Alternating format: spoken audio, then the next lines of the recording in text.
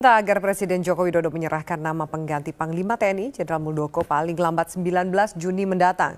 Jika mengikuti kebiasaan pergantian Panglima yang dilakukan secara bergilir antar matra, maka posisi pengganti Panglima TNI akan diduduki oleh perwira tinggi aktif dari TNI Angkatan Udara. Namun pemerintah memberi sinyal bahwa Presiden tidak akan mengikuti pola penunjukan yang selama ini berlangsung. Apakah ada konsekuensi dari perubahan pola penunjukan ini? Lalu apakah memang penunjukan Panglima TNI harus disesuaikan dengan kondisi yang terjadi? Kita akan membahasnya langsung di Prime Time News. Saya akan perkenalkan narasumber saya. Ada analisis militer dan juga Presiden Indonesia Maritime Studies, Ibu Kony Bakri. Selamat malam, Ibu Kony. Selamat malam. Dan kemudian ada anggota Komisi 1 dari fraksi Nasdem, Supyadin Aris Saputra. Selamat malam, Pak Supyadin. Selamat malam. Dan kemudian ada Direktur Program Imparsial, Mas Al-Araf. Selamat malam. Selamat malam, Mbak. Baik, ada satu perempuan di sini. Saya akan tanya dulu ke Ibu Kony yang juga Anda juga ada Presiden Indonesia Maritime Studies, Anda juga pengamat militer. Menurut Anda ini kan jadi polemik sebenarnya. Harus sesuai dengan giliran atau bukan, gitu. Atau tidak, karena itu hak prerogatif Presiden. Baik buruknya, bagaimana pendapat Anda? Gini, pertama saya tuh bertanya dulu nih, Pak CP Hakim sedang on the way ke sini nggak? Tidak. Karena ini menarik nih, ini kan statement menjadi ramai di media ini karena statement beliau di Twitter. Seolah-olah kalau tidak ada rotasi Panglima kembali ke Angkatan Udara yang hanya selama ini berkesempatan kepada Pak Joko Suyanto, jadi bubarkan aja Angkatan Udara. Itu salah satu reasonnya, ada 3 alasan sih. Kalau saya melihatnya begini, kebijakan negara ini menentukan sebenarnya arah bagaimana juga kemudian pertahanan itu akan dibentuk. Sudah jelas saat Presiden Jokowi terpilih dan menetapkan Indonesia sebagai negara poros maritim dunia, itu implikasinya sangat besar. Dari aspek pertahanan yang paling penting adalah menurut saya, dari inward looking defense, kita itu sekarang menjadi outward looking defense. Dari pertahanan militer yang menghadap ke dalam, mengurus dari 200 nautical mile ke dalam, kita sekarang harus berpikir 200 nautical mile keluar. Itu satu. Kedua, doktrin harus berubah. Karena tadinya kita doktrin kita sangat darat, betul Pak ya? Doktrin kita sangat orientasinya ke darat. Artinya, saya melihat kenapa kalau menurut saya pribadi, ngambeknya Pak CP Hakim itu mungkin agak terlalu gimana. Karena gini. Agak apa? Personal? Bukan agak personal, agak mutungan gitu loh. Saya melihatnya begini, dalam apapun juga kita tidak bisa melihat rotasi itu dalam konteks matra. Rotasi itu terjadi, seperti tadi disampaikan, adalah melihat kepentingan negara ini apa. Saat Presiden menetapkan bahwa kita menjadi poros maritim dunia, itu kan nggak berakhir cuma di masalah ekonomi, tapi berakhir di masalah juga kebijakan luar negeri dan kebijakan pertahanan. Dan untuk itu harus dibentuklah strategi atau cetak biru bagaimana kemudian strategi pertahanan kita. Dan itu harus orientasinya maritim. Nah, kalau sekarang ditugaskan, saya tahu kawan baiknya Kaso. Kebetulan lah. Jadi kalau saya pribadi sih ya, kalau Kaso seru juga nih teman jadi panglima. Tapi kan it's not about siapa dengan apa, tapi negara ini mau dibawa kemana dan the right person dalam posisi itu. Karena begini, pada saat yang lalu kita punya Kasal yang berani menerbitkan buku dan membuat desain kebijakan Indonesia menjadi the first class navy. The first class navy. Kemudian kita punya Kasau, Pak Imam Sufaat waktu itu yang berbicara juga tentang the first class air force. Jadi udah punya presiden yang bicara poros maritim dunia, sudah ada mantan Kasal dan Kasal yang bicara tentang first class navy dan first class air force. Artinya kan kita bagaimana mengimplementasikan.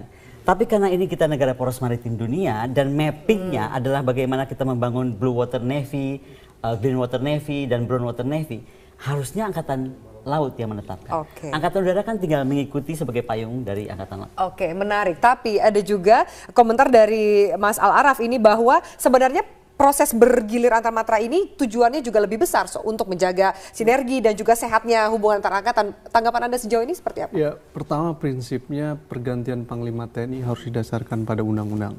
Proses pergantian itu harus mengacu kepada itu. Dalam undang-undang TNI memang tidak diharuskan soal proses pergantian itu, tetapi hanya dianjurkan, makanya kalimatnya adalah dapat dilakukan dijabat secara bergantian. Nah, filosofi dapat ini sebenarnya adalah sebuah nasihat kepada pemimpin sipil agar pemimpin sipil untuk mengembangkan organisasi TNI menjadi lebih sehat, mengurangi konflik dan membangun kohesi yang lebih baik, maka organisasi TNI dipimpin sebaiknya secara bergantian. Kenapa? Karena suka atau tidak suka akan ada kecemburuan, kemungkinan konflik gitu apabila ini tidak dilakukan secara bergantian. Meski saya yakin bahwa kepala staf angkatan dalam konteks supremasi sipil harus tunduk terhadap presiden, tetapi ini persoalannya adalah ke dalam mereka gitu. Nah, dalam konteks itu filosofi pembuatan undang-undang TNI terkait dengan dapat itu adalah menganjurkan kepada pemimpin sipil agar dilakukan sebuah pergantian untuk membangun kohesi yang lebih baik di organisasi TNI. Bagaimana dengan ditarik bahwa kebutuhan dan juga visi ke depannya pemerintah ini adalah menjadikan Indonesia sebagai poros maritim dunia? Itu bukan syarat mutlak. Makanya Presiden harus menilai apa yang disebut dengan track record. Di dalam pemilihan anggota Panglima TNI, DPR memiliki peranan di situ untuk melihat track record dan lain sebagainya. Presiden juga memiliki peranan untuk menentukan kemampuan dan kapasitas. Terkait dengan untuk pembangunan kemampuan kekuatan maritim, strategi dan kekuatan pembangunan maritim tidak akan pernah bisa dilakukan hanya dan diandalkan dengan membangun kekuatan laut semata. Di mana-mana yang namanya teori strategi kekuatan maritim harus dibarengi dengan pembangunan kekuatan udara. Artinya tidak dengan serta-merta karena realitas untuk politik pertahanan negaranya adalah strategi pertahanan maritim, maka otomatis Panglima TNI dari Kepala Staf Angkatan Laut. Tidak begitu. Karena realitasnya juga membutuhkan kesatuan kekuatan udara. Yang ketiga, dan darat kalau kayak gitu berarti. Darat sebagai kekuatan terakhir ketika pertempuran sudah dari darat. Tetapi perlu diingat, pembangunan kekuatan TNI itu dibangun atas dasar integrated armed forces, pembangunan kekuasaan yang terintegrasi antar angkatan. Dalam realitas yang seperti itu, tentu ya keinginan untuk mendudukan Panglima TNI harus diletakkan dalam relasi hubungan Presiden, Kementerian Pertahanan, dan Panglima TNI. Panglima TNI di dalam Undang-Undang TNI hanyalah pelaksana kebijakan pertahanan negara. Siapa yang merumuskan kebijakan pertahanan negara? Menteri Pertahanan. Menteri Pertahanan itu juga tadi Menteri kita Pertahanan sudah menurunkan dari kebijakan umum Presiden. Jadi turunannya bertingkat. Saya tanya dulu yang mau fit and proper test siapapun yang akan diberikan namanya oleh Presiden dari Komisi 1. Pak, ini sebenarnya tadi menarik karena juga saya ingin tanya soal blueprint ke depannya. Sejauh dari pandangan Komisi 1 apa sih? Jadi begini. Orang seperti apa yang dibutuhkan untuk blueprint itu? Jadi begini, kalau Komisi 1 DPR, kita bicaranya undang-undang. Kan gitu ya. Kan tugas DPR Komisi 1 itu menyetujui atau tidak menyetujui. Kan gitu ya. Nah, kalau DPR tidak menyetujui, maka harus menyebutkan alasannya. Kemudian Presiden mengajukan lagi calon. Nah, kalau calon itu diajukan lagi oleh Presiden, kemudian Komisi 1 atau DPR dalam waktu 20 hari tidak memberikan jawaban, maka otomatis jadi. Jadi dalam artian apa nih? Ya, jadi Panglima TNI yang dicalonkan oleh Presiden. Nah, satu. Yang kedua kita bicara ini kan secara bergantian. Ini kan waktu era Gus Dur kan ya. Mengingat seperti itu kan situasinya. Nah, di era reformasi ada perubahan kan, perubahan visi, perubahan persepsi ya. Memang tadi benar, memang secara moral itu harus ada ya kekuatan keseimbangan. Tetapi sekali lagi Panglima TNI itu diangkat dan diberhentikan oleh Presiden berdasarkan kebutuhan organisasi, bukan opini. Ya, saya tidak mau bicara opini di DPR, kita tidak bicara opini ya. Undang-undang mengatakan begitu, kan gitu. Nah, Kepala Panglima TNI itu dijabat oleh perwira tinggi TNI aktif, baik yang sedang menjabat Kepala Staf Angkatan atau yang pernah menjabat Kepala Staf Angkatan. Jadi begitu. Ya, jadi kita hanya fit and proper test. Kita hanya fit and proper test. Tapi Pak, kita akan jeda. Kita lanjutkan sesaat lagi. Ketika Anda nih mau reses juga nih kan Pak. Jadi targetnya adalah 19 Juni ini Presiden harus mengajukan nama. Karena kita juga tahu kalau Pak Muldoko juga akan pensiun di 1 Agustus.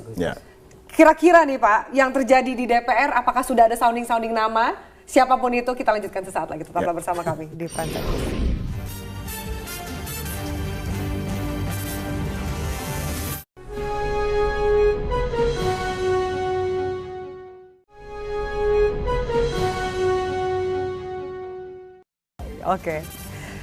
Iya, baik pemirsa, kita lanjutkan dialog kita. Tadi Ibu Kodi mau menanggapi dulu tanggapan dari statement Mas. Saya menanggapi apa Mas Araf bilang tadi, kekhawatiran bahwa kalau rotasi ini tidak terjadi, kemudian akan terjadi disintegrasi atau tidak kekompakan di militer. Saya nggak percaya begitu.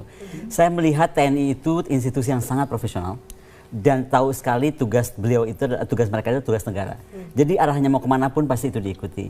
Tapi sekali lagi yang coba kita lihat. kita jangan sampai menyampingkan masalah ASEAN Political Security Community. Ini kalau kita lihat, kenapa di ASEAN sekarang dalam rangka mencapai ASEAN Political Security Community ada Navy to Navy talk, belum ada Air Force to Air Force talk. Karena memang akhirnya kita bicara tentang karena kita tuh kawasannya memang maritim dunia dan sekarang sedang konsentrasinya semua lagi kawasan ini, kita berbicara Navy dulu. Dan berbicara Navy, automatically itu nggak bisa Angkatan Laut modern itu nggak ada yang jalan sendiri, Mbak. Semuanya dilindungi dari udara. Jadi artinya kalau kita berbicara tentang Navy, sudah pasti proteksi udara itu ada. Jadi kalau saya melihat malah Angkatan Udara diuntungkan. Yang bikin mapping pusing, sakit kepala, aduh gimana dia grand strategi mau jadi apa, itu biarin seorang Panglima Angkatan Laut. Sekali lagi ngotot aja Angkatan Laut. Tapi Angkatan Udara positioningnya ya? Oh jelas positioningnya. Karena tadi saya bilang, kalau enggak, sayang sekali momentum kita punya presiden yang punya pandangan orientasi outward looking, itu hanya 2 kali. Enggak, outward looking dan maritim. Satu Soekarno, kedua Jokowi, like it or not. Jadi saya pikir kebijakan dan pandangan ini harus segera digrab oleh kita semua, utamanya untuk menjadikan negara ini sekarang menjadi negara pemain. Bayangkan Indonesia sudah diprediksikan menjadi negara yang akan di dalam laporan 2050, Pak. Kita menjadi 10 negara besar dunia. Australia nggak masuk di situ, negara ASEAN nggak ada yang masuk. Jadi kita harus menjadi dari negara penonton yang tadinya cuma ngatain orang mondar-mandir pada ngapain aja di kawasan. Enggak, kita nggak bisa. Kita harus jadi player. Cina mau apa, Amerika mau apa, ada kekuatan apa yang bermain. Terus kita mesti apa? At least dalam leading ASEAN kita harus bisa. Dan itu artinya menjawab juga sekali lagi bahwa memang yang disampaikan Pak Al-Araf itu betul. Justru jangan khawatir karena ada integrated armed forces. Nggak mungkin bahwa kemudian saya bilang bahwa harus ada maritime strategy. Oh berarti laut nggak begitu artinya. Tapi the mapping has to be datang dari memang yang berbackground Angkatan Laut. Oke, gitu loh. Sudah dijawab. Silakan Anda mau menanggapi sebelum saya juga ke Pak Supyadin. Saya percaya bahwa masing-masing kepala staf angkatan pada akhirnya harus tunduk terhadap Presiden ketika Panglima TNI sudah terpilih. Karena demokrasi meletakkan prinsip supremasi sipil. Nggak boleh kepala staf angkatan menolak Panglima TNI-nya ternyata bukan dia, lalu kemudian ngambek seluruh angkatan yang menolak, itu nggak boleh. Karena secara demokratik itu tidak diperbolehkan. Tetapi yang saya jelaskan adalah tentang bagaimana kalimat dapat itu ditafsirkan ketika pembentukan Undang-Undang TNI adalah agar tidak terjadi dominasi di dalam posisi Panglima TNI. Supaya apa? Supaya kohesi di dalam organisasi TNI menjadi lebih baik. Kira-kira begitulah. Untuk menghindari, kan saya untuk menghindari konflik, kecemburuan dan lain sebagainya. Nah itu yang pertama. Yang kedua adalah dalam konteks pembangunan kekuatan maritim, saya setuju sekali apa yang disampaikan bahwa maritim security outlooking itu menjadi sesuatu yang penting dan Jokowi mengambil terobosan di situ dan saya sangat salut untuk itu gitu. Tetapi penting untuk dicatat bahwa posisi Panglima TNI mengacu ke dalam pasal 15 Undang-Undang TNI 34 2004 adalah pelaksana kebijakan pertahanan negara. Siapa yang merumuskan kebijakan pertahanan negara yang disampaikan Mbak Koni tadi adalah Menteri Pertahanan Negara. Artinya yang merumuskan tentang kebijakan pertahanan negara dalam beberapa aspek mulai dari pembangunan postur, merumuskan kebijakan anggaran adalah Menteri Pertahanan Negara. Termasuk procurement. Artinya termasuk procurement. Itu artinya adalah Panglima TNI adalah pelaksana kebijakan pertahanan negara tadi. Dalam konteks itu sebenarnya kita perlu ingat kembali bahwa strategi pertahanan di Indonesia itu adalah sistem strategi pertahanan berlapis. Tidak bisa pembangunan kekuatan pertahanan di Indonesia laut aja, udara saja, darat saja nggak bisa. Jadi sistem pertahanannya harus berlapis karena 3 instrumen itu tetap penting gitu dalam satu pembangunan strategi maritim security ataupun dalam pembangunan strategi pertahanan Indonesia secara lebih komprehensif. Apa menurut Anda ketika misalnya ternyata yang dipilih oleh Presiden tidak sesuai dengan giliran, tapi misalnya sesuai dengan kebutuhan dan juga visi misi ke depan, apa yang akan terjadi? Ya sebenarnya yang paling penting kan landasan dapat pergantian itu adalah untuk membangun kohesi yang lebih baik. Siapapun yang menduduki itu, baik Kepala Staf Angkatan Darat, Kepala Staf Angkatan Laut, ataupun Kepala Staf Angkatan Udara, dia hanya pelaksana kebijakan dari Menteri Pertahanan Negara. Menteri Pertahanan itu membuat kebijakan pertahanan berdasarkan kebijakan umum pertahanan negara yang dibuat Presiden. Itu artinya... Tapi saya boleh selang nggak sebetulnya? Ini ada yang menarik Pak Al-Araf. Tadi kan sampaikan soal Menteri Pertahanan. Sebenarnya kalau kita berbicara tentang PR negara ini sebagai negara normal, kita tuh ada yang tugas Presiden belum dilaksanakan oleh Presiden. I'm sorry to say ya, tapi nasional kita tuh nggak punya National Security Council. Sebenarnya kan kalau ada National Security Council ini yang kemudian menetapkan arah kebijakan national interest kita apa. Dan baru turun kemudian defense strategi kita yang kemudian disampaikan tadi Kementerian Pertahanan. Baru kemudian kepada military strategy. Nah Panglima ini kan di antara defense strategy dan military strategy. Tapi kembali, defense strategy kita ini dari mana? Buku putih pertahanan kita turun dari langit. Karena kita nggak punya National Security Council. Jadi mungkin saya pikir ini juga salah satu PR. Jadi selain bahwa kemudian Kementerian Pertahanan yang harus bersikap lebih tegas dalam arah kebijakan pertahanan kita mencakup poros maritim dunia, segeralah dibentuk tentang Lembaga National Security Council ini, karena di lembaga inilah semua sinergitas antara politik luar negeri dan politik pertahanan dan politik ekonomi itu kemudian terwujud. Dan itu yang sampai hari ini belum pernah diwujudkan, padahal undang-undangnya ada, Pak. Nah silakan Pak Supiandi, Anda mau menambahkan? Jadi begini ya, siapapun Panglima TNI, maka pasti dia akan pertama mengorientasikan pada tugas pokok TNI. Itu dijabarkan dalam program. Nah, program-program TNI itu tidak bisa keluar dari program pembangunan nasional, kan gitu.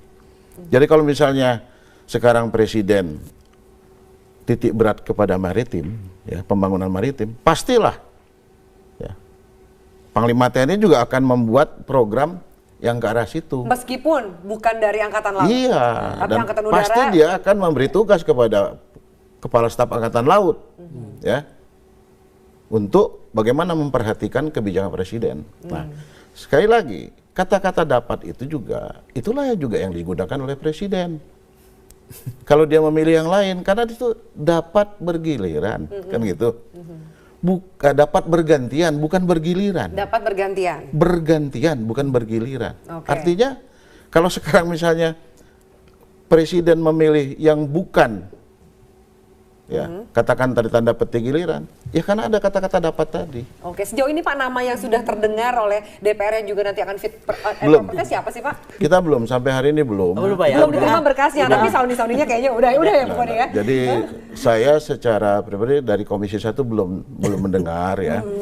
Karena saya tidak mau berbicara opini, menyikapi opini. Jadi kita bicara, oke, nanti biar aja Presiden ngajukan ke kita. Nanti kan kita juga sebelum fit and proper test, kan Komisi 1 akan bicara juga dengan pimpinan DPR, kan, dibicarakan dulu dengan pimpinan DPR, kan begitu. Tadi yang saya bilang, DPR, Komisi 1 atas nama DPR, itu bisa tidak menyetujui kalau yang diusulkan. Nah, kalau itu tidak disetujui, maka Presiden mengajukan lagi yang baru.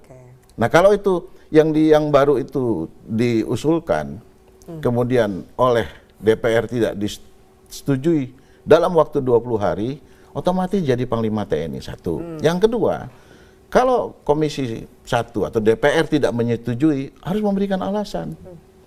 Nah, mungkin DPR memberikan, tolonglah, misalnya kan begitu. Tapi sekali lagi, itu semua kita akan kembali kepada Presiden. Itu dan benar belum mendengar nama-nama, misalnya ada Pak Agus Supriyatna atau Pak Adi Supandi, itu belum dengar nih Komisi 1 nih ya? Saya kira saya belum ya. Karena, gitu, kayak soalnya sejumlah wartawan dan media sudah mendengar nih Pak. Ya, karena dengarnya dari siapa? Dari ya mungkin kalkulasi juga kan. Ya kalau dari rakyat kan bukan jadi acuan kita kan begitu. Baik. Tapi kalau dengar dari kabinet itu juga enggak. Dari kabinet juga belum tentu belum dengar. Baik, kita akan lanjutkan para narasumber sesaat lagi pemirsa. Lalu bagaimana kemudian juga mencegah dikhawatirkan adanya dominasi di salah satu angkatan. Kami lanjutkan sesaat lagi, tetaplah bersama kami di Prime Time News.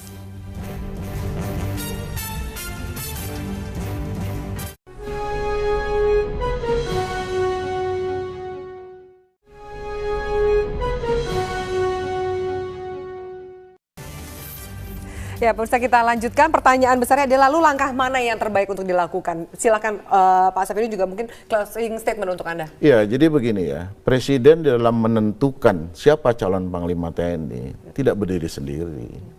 Pasti beliau sudah manggil Menteri Pertahanan, pasti beliau sudah minta pertimbangan kepada Panglima TNI, ya. Minta pertimbangan kepala yang lain, apa staf angkatan, yang dengan menteri-menteri segala macam, itu dipertimbangkan kan gitu. Nah, artinya apa yang diputuskan oleh Presiden, ya itulah keputusan.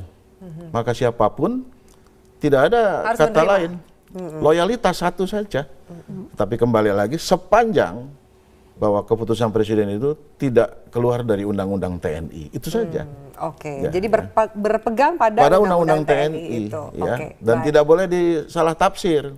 Ya, sekali lagi, dapat dijabat secara bergantian. Ya. Bukan bergiliran. Sekali lagi itu. Jadi kata kunci adalah dapat dijabat secara bergantian. Ya. Makna bergantian dan bergilir itu beda. Nanti ada yang lain. Kalau Ibu Kori, kalau saya lihatnya begini, bahwa kebijakan apapun yang diberi oleh Presiden, kita dari tadi tidak membahas bahwa sebagai Panglima TNI yang sedang aktif, Pak Muldoko itu sudah menyerahkan pasti nama calon di antara 3 kepala staf yang menurut beliau paling proper. Pasti itu. Itu memang tugas beliau sebelum turun jabatan. Jadi pasti nama itu sudah diberikan kepada presiden. Nomor 2, siapapun yang dipilih oleh presiden, saya berharap tidak mengedepankan rotasi. Tetapi sekali lagi adalah bagaimana arah pembangunan kita menjadi negara yang betul-betul poros maritim dunia. Karena menjadi negara poros maritim dunia bukan saja masalah ekonomi. Kalau masalah ekonomi, kita tuh ya ekspor kita mencapai 214 miliar dolar. Impor kita 41 miliar dolar.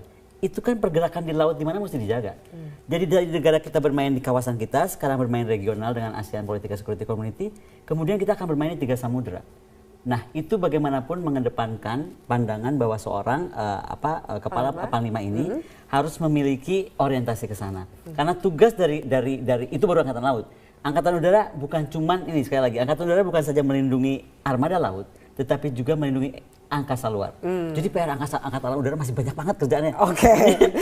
Jadi kemudian bisalah bagi-bagi tugas seperti itu. Baik, Mas Araf silakan. Pergantian Panglima TNI hak prerogatif Presiden itu suatu yang penting. Semua kepala staf harus tunduk terhadap itu.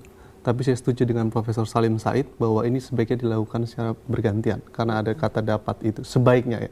Oleh karena memang saat ini momennya momen kepala staf Angkatan Udara untuk menduduki posisi Panglima TNI. Jadi stick pada itu saja? Stick, saya setuju dengan Prof. Salim Said tadi. Yang ketiga adalah, yang paling penting lagi, sebenarnya itu bukan prasyarat mutlak. Ada prasyarat kondisi objektif yang harus dilihat oleh Presiden.